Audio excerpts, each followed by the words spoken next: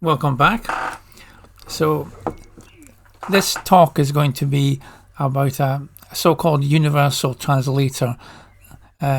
Unfortunately, it's not going to be like the one that we get in Star Trek, where you just sort of hold it up and it does everything itself. We have to define the languages because it's the way the Google translator works at the moment. It's not, I would say, cognitive, and that it's not very good at deciding which language is which. So you have to tell it that you're speaking English or French or whatever language. I think it's got something like 70 languages here, and I wrote this. I shouldn't say I wrote it, but an AI wrote it with my help in the space of about maybe on and off less than a day, but there was some intense periods during that time. I used this here, which is ChatGPT Code Copilot, which seems to default at the, oh no, that is the new one I think it's using. But it was, because I've been using it such a lot, it even though I'm paying for it, which is not a lot of money, it bombed me out and said that I was a heavy user and to come back in half an hour. And it was saying that heavy users like me would be charged more in the future or something. So, but anyway, it's not like I normally use it that often. It's just in spurts I use it. So anyway, I used Code Copilot, and we started off just doing basic speech recognition. So I got the idea from the subtitler. And the subtitler from a previous video puts subtitles on videos, obviously, using Google Translate can be from different languages, obviously, or English. And I asked the AI, could you turn this into a speech translator so that I speak in, say, I just did it in English to begin with, and it gives me out in text, so it would be speech to text. And they said, yeah, it wouldn't be too hard to do that. But then the microphone wouldn't work initially, and I had a whole load of troubles. But probably don't want to bore you with all the things. I'll just show you the things it does first. So you put in your spoken language here and your target language, which is going to be English for the moment. And this will swap them around. And of course, you can't, English with English just gives you English, so it doesn't matter. There's nothing in here at the moment, so I have to list my microphone devices. And this was done because it wouldn't automatically detect my microphone. So it's a blue snowball one. You can select other ones. If you do this VB audio virtual cable thing, that means you can read the data straight from, say, a YouTube video or some other source on the PC and not have to go through the microphone. At the moment, the way I'm doing it at the moment, everything goes through the microphone. So I'd have to put the microphone to the speaker to get it to detect something. But so I'll put it through the microphone to begin with, and then I'll put the gain up a little bit. This is something we did later. So I'll put the microphone gain up a little bit and start the audio. And it says start audio capture. And you'll see that it's coming out with the text. It's not exactly super fast, of course. It's got a lag in it, delay, and that's because with the buffer size, you can make the buffer size smaller. But if you do that, then you don't get as many words translated. So you can see that's working in English in, English out. It's the first thing. So let's put English in and French out. And it should, it's already done it, so I don't even need to reset it. So let's try it with something. A table for two, please. It says that. I'm just going to stop it there. Un table pour deux, s'il vous plaît, it says, so I'll do that right. Start it again. So I don't have to stop it and start it, but I'm going to do it anyway. It's again translating everything I say into French. So let's swap it round and suppose that I was talking to somebody in French and they want to speak back in French to me. Alors, comment allez-vous, s'il vous plaît, monsieur? Salut. Samedi dernier, je me suis réveillé de bonne heure. It got that wrong, but it's difficulty deciding the difference between bon heure and bon heure. I meant early, but it's saying happy, which sounds similar. So that's that. 1, 2, 3, 4, 5.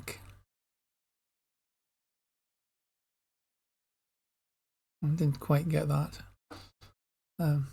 Bonjour la classe.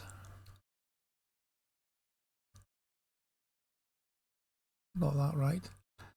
Je viens pas te parler d'amour.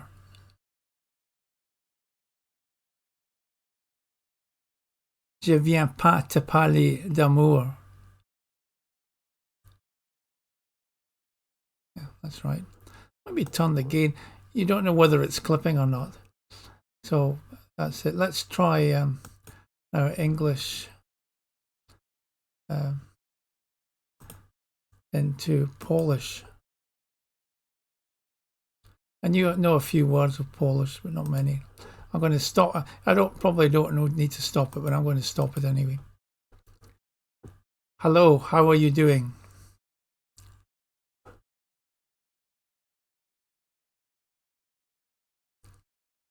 I'm going to swap it.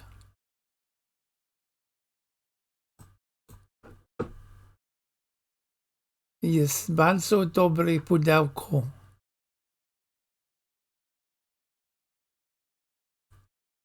Which is right. Herbata z cytryną.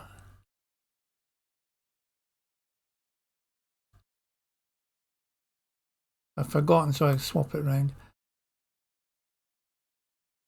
Tea with lemon. Oh, so I know that. Herbata z cytryna.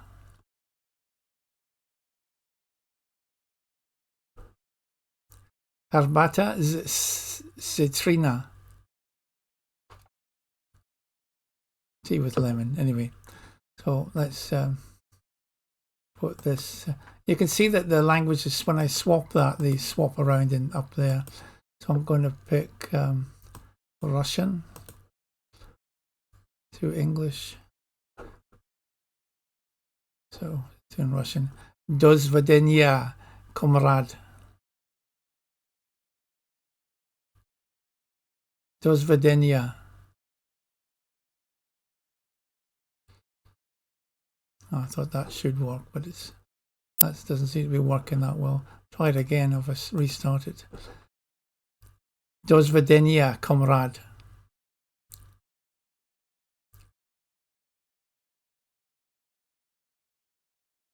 I'm getting not much out of that, am I? Oh yes, Chinese. So I'm going to do Chinese, which is Mandarin, of course. Some here. Chinese simplified. It's going to write it in Chinese simplified. Again, I'm just going to start it again. Ni hao.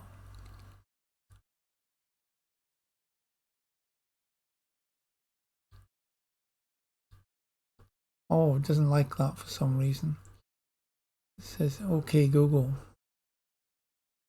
Ni hao.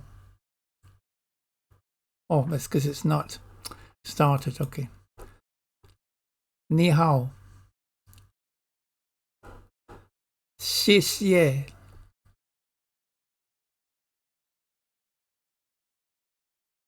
Bokachi.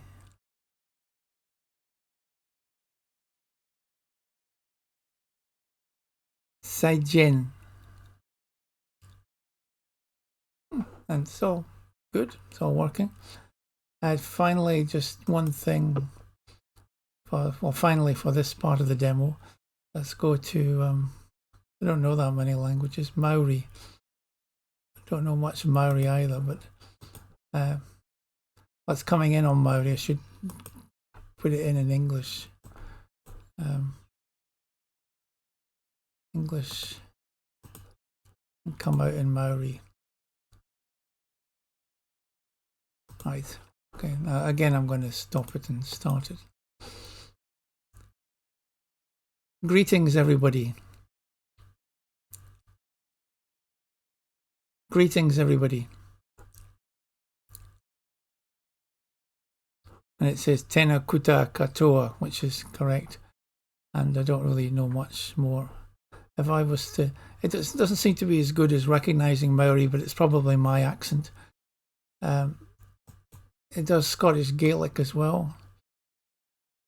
But again, it's English to Scottish Gaelic's probably all right. Is this Scottish Gaelic? It looks like it. Yeah, so it's coming out in Gaelic. So it does just about any language, and you can just swap it. But the interesting thing is I can put that into the cable output and read it from a YouTube video, which I'll do in a second. Okay. Also, I can get the transcript off it. I'll just do that now. Actually, I'll stop it. And I don't know if this will just give me the. It'll probably just give me the transcript of the recent one. Oh, there's nothing on it at all.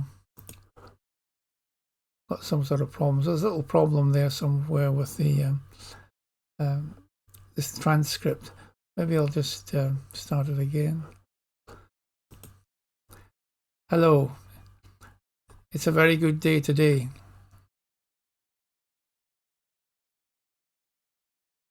That's in Gaelic.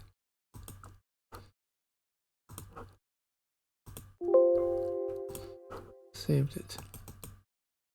Oh, it's still not coming up. I had that working before. I don't know why it's not coming up, but it's not that fantastic anyway, the transcript, to get the basic idea. So now if I go into YouTube, I'm going to pick, let's see, yeah, I'm going to pick a Hindi one. You need a clear speaker. You can skip this video, but you can't skip the truth. Right now in North Gaza, children are... You need a clear speaker. Otherwise it's not going to work. I'm just going to do this through the microphone rather than do it directly to save a bit of time. So I'm going to... The input is in Hindi. And the output will be in English. And there's no point in swapping it, obviously. So let's, oh, it's already going. Let's start it again. संकल्पों पर attention, कभी भी कमी के संकल्प नहीं करना। किसके लिए कहा जाता है टाइम कम है?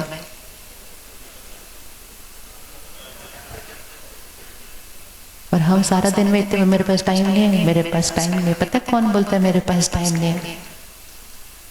मुझे मेरे पास टाइम नहीं है, ये बहुत लो एनर्जी का थॉट है। मेरे पास टाइम नहीं है। समय के साथ अपने रिश्ते को क्या कर रहे हैं कि आप मेरे पास नहीं हैं। कभी भी समय के लिए नहीं कहना मेरे पास नहीं है, कभी भी सेहत के लिए नहीं कहना मेरे पास नहीं है, कभी भी धन के लिए नहीं कहना मेरे पास नहीं है। Let's just try an English one so that you know I'm not cheating or anything. That would be here. That's a Russian one. I did save a... Oh, there's an Italian one there. Actually, maybe I'll just do the Polish one. Cześć, nazywam się Marta Sawicka. So this would be Polish to English. And let's start the audio. I'll put it near the speaker. I pochodzę z Polski.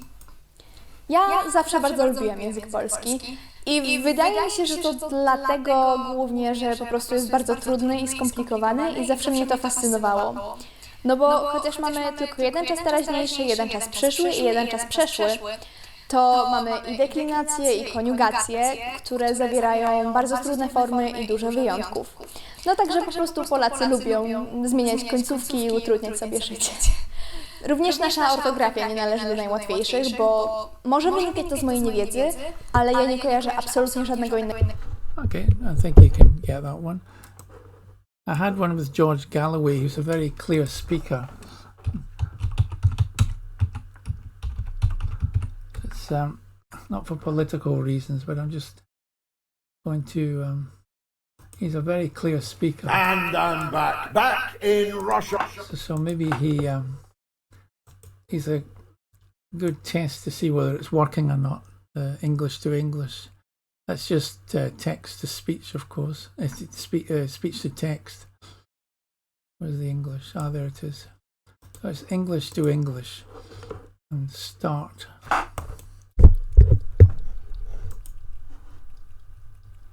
When it's doing this little dot here, it means it can't pick up anything. Here we go.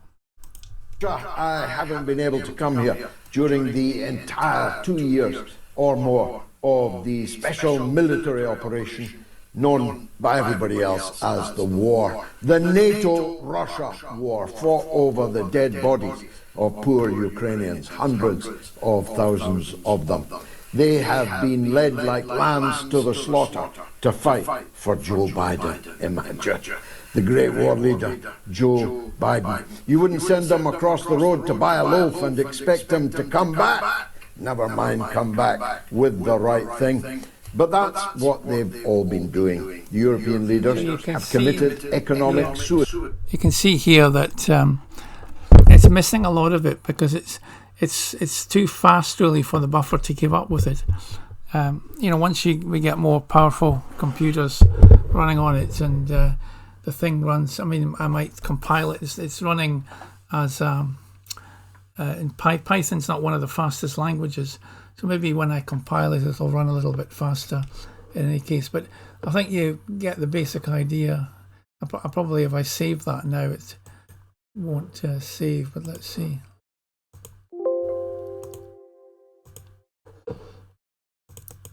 Yeah, I still got that problem, but for some reason it did save it earlier. I did have an earlier version. Anyway, there it is. There's a basic idea. And I know that you get similar things on your phone, again by Google. This is really based on Google's Translator.